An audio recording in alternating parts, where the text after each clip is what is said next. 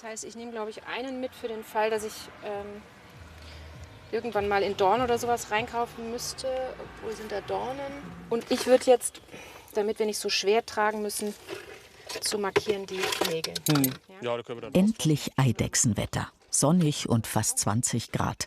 Sabine Janschke und Fabian Plendl können loslegen mit der Jagd auf Zauneidechsen. Ich glaube nicht, ich hoffe, mindestens 3 Tiere. Hier auf dieser Fläche, 3 Tiere. Wie groß ist denn der Druck? Also jetzt dieses Mal extrem, weil wir nur diesen 1 Monat Zeit haben. Normalerweise ist es etwas entspannter. Jetzt habe ich so das Gefühl, jedes Tier, das ich sehe, muss ich auch fangen. Gut, fangen wir an. Die Straßeneinmündung bei Dimbach wird ausgebaut. In einem Monat sollen die Bagger kommen. Dann müssen die Zauneidechsen, die hier noch innerhalb des grünen Zauns leben, umquartiert sein. Wollen wir es so machen, wir dass du hintereinander hier oder oben nebeneinander? läufst und ich laufe unten? Okay. Aber du darfst nicht vor mir laufen, also auf gleicher Höhe ungefähr. Und dann ja. langsam laufen und gucken, dass du, falls du irgendwo was huschen siehst, sofort stehen bleiben. Fabian ist heute zum ersten Mal dabei. Da. Auf dem Stamm. Ah, ja. Scheiße, das ist jetzt.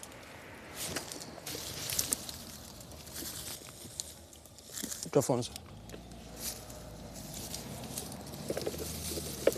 Jetzt mir deinen Fangbecher mal aufmachen. Ich habe einen.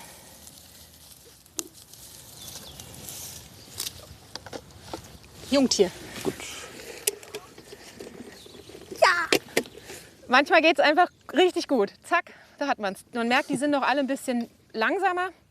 Also die haben eine Winterruhe hinter sich und sind noch ein bisschen behäbiger. Und das ist gut, das kommt uns zugute. Man muss dann einfach nur schnell zugreifen. Jetzt sogar mit links. Ich habe mit links gefangen.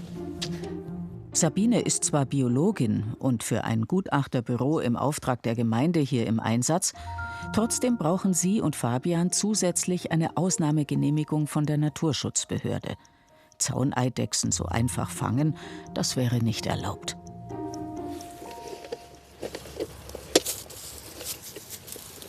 Scheiße, wo ist sie?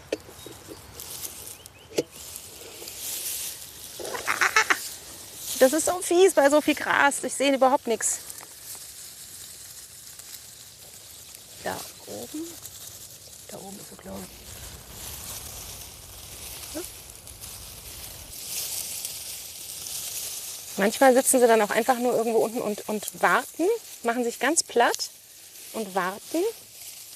Och, ich habe schon, zum Beispiel hier ist ein Loch. Wunderbar, wahrscheinlich ist sie da reingeflitzt, ja.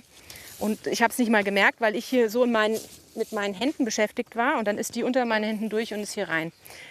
Ich habe auch schon kleine Tiere so minutenlang gejagt und habe sie dann erwischt. Aber leider auch oft ist es so, dass man dann verzweifelt sucht und man findet sie nicht mehr wieder. Sie sind einfach verschwunden. Was du markieren mit dem Nagel? Genau, das ist eine gute Idee. Wir markieren sie mit einem Nagel. Ungefähr hier, da wo das... Eidechsen sind standorttreu. Die Chance, sie hier doch noch zu erwischen, ist also gut. Es kann nicht jeder machen, der vielleicht so mit Tieren und Anfassen eher ein bisschen Probleme hat. Das wird natürlich nie funktionieren. Fabian kennt sich gut aus mit Reptilien. Also er hat schon mit Schlangen und so zu tun gehabt, traut sich also auch zuzupacken. Und das ist auch wichtig. Ich glaube, das Essentielle ist, dass man beherzt zugreift. Also es interessiert mich einfach und das ist einfach sehr schön. Ich bin eigentlich immer ziemlich naturinteressiert. Und dann gerade jetzt eine gefährdete Art umzusetzen und damit quasi den Erhalt irgendwie zu ermöglichen, ist natürlich dann noch mal umso schöner, da dann aktiv dabei sein zu können. Erst wenn sie 3 Tage in Folge kein Tier mehr finden, gilt der Bereich als eidechsenfrei. Da, Jungtier. Wo genau? Direkt. Jetzt habe ich eine Fliege im Auge. Die ganz Kleinen zu erkennen, da ist Sabine gut drin. Perfekt. Komm, geh runter. In die Mitte der Fläche werden die Bagger nicht kommen. Dahin werden die kleinen Eidechsen jetzt umgesiedelt. Der Reisighaufen soll ihnen Schutz vor Fressfeinden bieten. Begonnen hat die Absammelaktion hier schon vor einem Jahr. Aber immer wieder haben sich neue Tiere auf der Fläche am Straßenrand gezeigt. Sabine hat also am Reisighaufen schon einige Zauneidechsen freigelassen. Sie und Fabian pirschen sich an, obwohl es diesmal nicht darum geht, ein Tier zu fangen. Nee, ich such die ich letztes Jahr hier ausgesetzt habe. Ich möchte mich vergewissern, dass ein paar von den Tieren auch überlebt haben über den Winter. Und jetzt bin ich beruhigt, denn zumindest ein Tier ist da. Dann weiß ich, es war nicht umsonst, sondern es war gut, dass wir sie gefangen haben. Es geht ihnen hier gut, sie überleben auch über Winter und können sich dann irgendwann auch hier wieder ausbreiten, wenn dann der Zaun wieder weg ist. Für den Erhalt der Population sind vor allem erwachsene, fortpflanzungsfähige Tiere wichtig. Aber die Jungtiere sind auch nicht zu vernachlässigen. Sabine und Fabian haben ihr Tagesziel fast erreicht. Super! Ich habe 2 Tiere gefangen, oder? Das war gut. Gute Quote. 2 Tiere gefangen und ein Tier noch gesehen. Perfekt. Also finde ich prima. Ich bin sehr zufrieden bisher. Die Eidechsen habe ich jetzt eben durch das Fangen und das Kartieren besser kennengelernt. Aber sie sind schon irgendwie tolle Tiere. So ein bisschen urig, so ein bisschen wie so Dinosaurier ähnlich, kann man fast sagen. Also man muss sie nur angucken. Es sind ja eigentlich sehr, sehr schöne Tiere, sehr ästhetisch. Glatte Struktur, diese einzelnen Schuppen sich anzuschauen, die Farben, also gerade jetzt Männchen bei den Eidechsen zum Beispiel sind ja so schön grün gefärbt, das ist toll. 2 Wochen später, 2 Kilometer weiter. In Volkach blockieren die Tiere den Straßenausbau zum Gewerbegebiet. Das Team des Naturschutzgutachterbüros ist auch für diese Flächen zuständig. Mittlerweile ist neben Fabian auch sein Bruder Florian mit dabei. Also ich würde mich jetzt gern hier auf die Böschung konzentrieren und schauen, ob ich adulte Tiere erwische. Und ihr könnt hier die Fläche machen, vielleicht hier entlang vom Zaun. Und ich hoffe, dass wir einige Tiere erwischen. Also viel Erfolg. Toi, toi, toi. 2 Wochen lang war jetzt kein Eidechsenwetter. Die Zeit wird knapp. Die Suche kostet Volkach zwar viel Geld, doch der Straßenausbau soll so bald wie möglich fortgesetzt werden. Also die Stadt Volkach hat zum Beispiel echt ein Problem mit fehlenden Flächen, wo sie bauen können, das weiß ich. Und deswegen verstehe ich, dass sie es machen. Und auch Gewerbegebiete müssen ab und zu sein, weil das ja auch Einkommen bringt oder Steuereinnahmen bringt. Also auch das ist wichtig. Aber trotzdem, bei jeder Fläche, die versiegelt wird, weine ich innerlich. Also das ist einfach so. Also weitersuchen, um bloß kein Tier zu übersehen. Für diejenigen, die dem ersten Fangversuch entkommen sind, haben die Eidechsenjäger ein zusätzliches Hilfsmittel dabei: die Angel.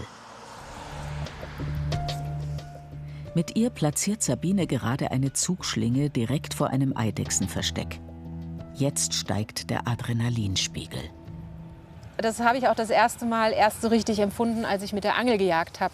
Habe ich gemerkt, wie mein Puls steigt, schneller wird, wenn ich sehe, wie das Tier aus dem Loch rauskommt. Bei der Angel ist es deshalb so, weil man ja lange sehr, sehr still sitzen muss. Man muss warten, lauern, nicht bewegen, ruhig sitzen und im richtigen Augenblick beherzt zuziehen und sofort aktiv werden. Das kann also auch sehr schnell schief gehen. Also ein paar Mal ist es auch passiert, dass das Tier dann den Kopf zurückzieht und dann ist er wieder aus der Schlinge draußen. Mit jedem Fehlversuch wird die Chance geringer, dass sich das Tier noch einmal herauswagt. Aber Sabine bleibt hartnäckig.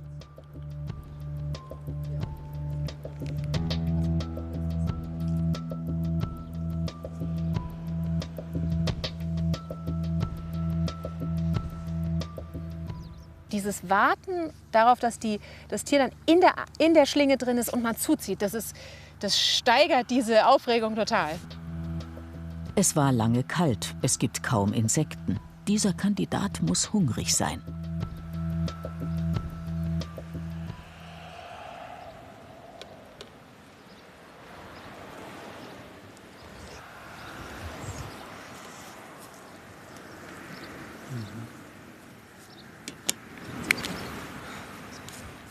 Und der war sehr scheu und war immer sofort wieder im Loch. Und der saß direkt hier in dem Loch, wo ganz viel Gräser davor waren. Dann kommt man mit der Schlinge nicht hin und dann war er schon fast an der Schlinge. Und dann habe ich vielleicht eine Bewegung gemacht, vielleicht auch nicht. Und zack, war er wieder weg. Und das ist immer sehr aufregend. Und dann, wie ist er dann in einem Zug durchgekommen? Ich glaube, das war dann die Verzweiflung, weil die ja auch Hunger haben. Dann ist der Kopf so ruckartig nach vorne und dann war er schon vielleicht so einen Zentimeter in der Schlinge. Und dann habe ich gedacht, ziehe ich jetzt schon? Nee, lieber noch nicht, ich warte noch. Und dann ist er noch einen Zentimeter vor und dann zack, ging's. Und vorher habe ich es ja einmal probiert, habt ihr wahrscheinlich gesehen, da ist er wieder drin gewesen. Oh, aber schön, schön, freut mich. Auf die eingesammelten Zauneidechsen von Volkach wartet etwas außerhalb eine eigene, exklusive Ausgleichsfläche. Neu angelegt mit Totholzhaufen und abgezäunt, damit andere Artgenossen ihnen den Lebensraum am Anfang nicht streitig machen. Wenn die Tiere schon umziehen müssen, sollen sie zumindest die beste Starthilfe bekommen. Also ich bin jetzt davon ausgegangen, dass sie gerne in der Sonne sitzt. Deswegen habe ich diese Stelle gewählt, die von der Sonne schön beschienen wird. Und sie braucht Versteckmöglichkeiten. Hier gibt es Mäuselöcher und hier gibt es die Möglichkeit, direkt unter diesen Holzhaufen zu verschwinden. Ich hoffe, dass es ihr da gefällt. Das Freilassen der Zauneidechsen ist die leichteste Aufgabe des Tages. Und ein besonderer Moment.